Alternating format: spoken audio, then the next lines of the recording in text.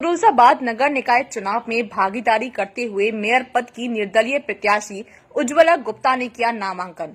इस दौरान निर्दलीय मेयर प्रत्याशी उज्ज्वला गुप्ता के समर्थकों में देखी गई भारी खुशी। वहीं नामांकन के बाद समर्थकों ने माला पहनाकर मेयर प्रत्याशी उज्ज्वला गुप्ता का किया जोरदार स्वागत, जिसमें सभी समाज के लोग रहे मौजूद।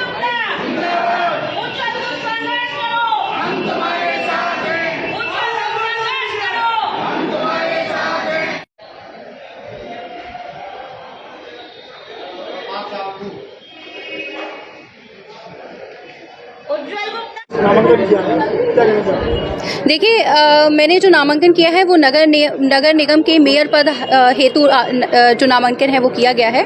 मैं वैसे भाजपा की पदाधिकारी रही हूँ पूर्व में, और अभी तक भाजपा से ही मैं एक्सपेक्टेशन कर रही थी, क्योंकि ये महिला ओबीसी सीट थी और महिला कोई भी भाजपा की यहाँ पे एक प्रबल दावेदारी के तौर पे एक ओबीसी महिला नहीं थी। और जितने लोगों ने दावेदारी की थी वो किसी की मान लीजिए किसी कार्यकर्ता की वाइफ है, किसी की बहन है, इस तरीके से दावेदारी की गई थी।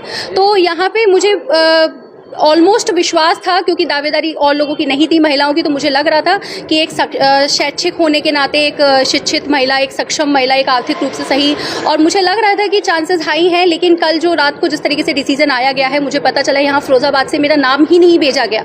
और जो दावेदारी जहाँ पे जिनको सीट डिक्लेयर की गई है वो भाई साहब सुरेंद्र राठौर जी की वाइफ हैं, जो कि वैसे घरेलू हैं, जो कार्यकर्ता कभी रही नहीं है, हमने कभी उन्हें मीटिंग में किसी भी जगह देखा नहीं।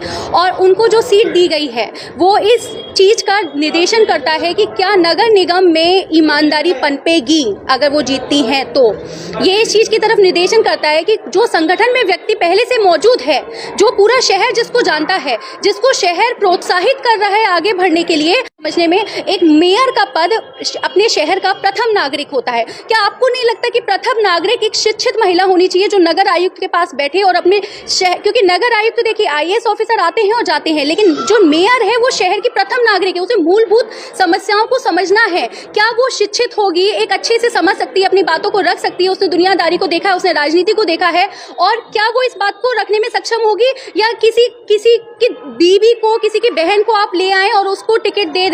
तो मुझे पूरा अंदेशा है कि यहाँ पे कहीं ना कहीं नियत में खोट है।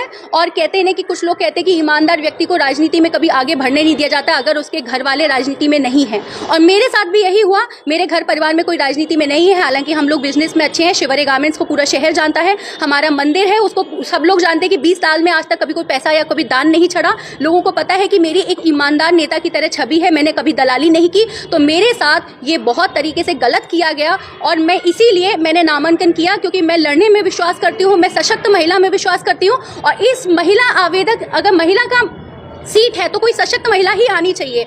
जीत या हार तो बाद में तय होती है, लेकिन लड़ना हमारा काम है, और मैं इसी के लिए मैंने नामांकन किया है। और मुझे पूर्ण विश्वास है कि जनता भी अपनी सोच को बदलेगी। क्यों बदलेगी? क्योंकि हमेशा हम लोगों को लगता है कि कोई राजनीतिक पार्टी हमें टिकट देगी तो ही हम जीतेंगे, हम निर्दलीय नहीं जीत सकते। ये गलतफहमी जो लोगों के अंदर रहती है ना, इस सोच को बदलने के लिए मैंने निर्दलीय आवेदन किया है, और मुझे लगता है कि व्यक्ति को आगे बढ़ना चाहिए। किन मुद्दों को लेकर जी, राजनीति में काफी चेहरे लोग फिरोजाबाद की आवाज दे चुके हैं, आप किन दो विशेष मुद्दों को लेकर? देखिए, जो मेयर के काम है मूलभूत समस्याएं, ठीक है, वो पहला मुद्दा जो भी है वो ईमानदारी से किया जाएगा, चाहे वो रोड हो, नाली हो, या सैनिटाइजेशन हो, जो भी है वो ईमानदारी से किया जाएगा। उसके अलावा मेरा जो मुद्दा है, मैं पर्यावरण, क्योंकि ये हमारा फिरोजाबाद है और फिरोजाबाद में वायु प्रदूषण की बहुत संभावना ज़्यादा रहती है, क्योंकि जिस तरीके से इंडस्ट्रियल एरिया है। तो मेरा हमेशा एक इनोवेशन पे फोकस था कि कुछ ऐसा इनोवेशन हो जहाँ पे जो महिला, हमारे श्रमिक बंधु हैं, उन्हें पर्यावरण संबंधी कोई भी दिक्कत ना आए, उनके लिए कुछ इस तरीके की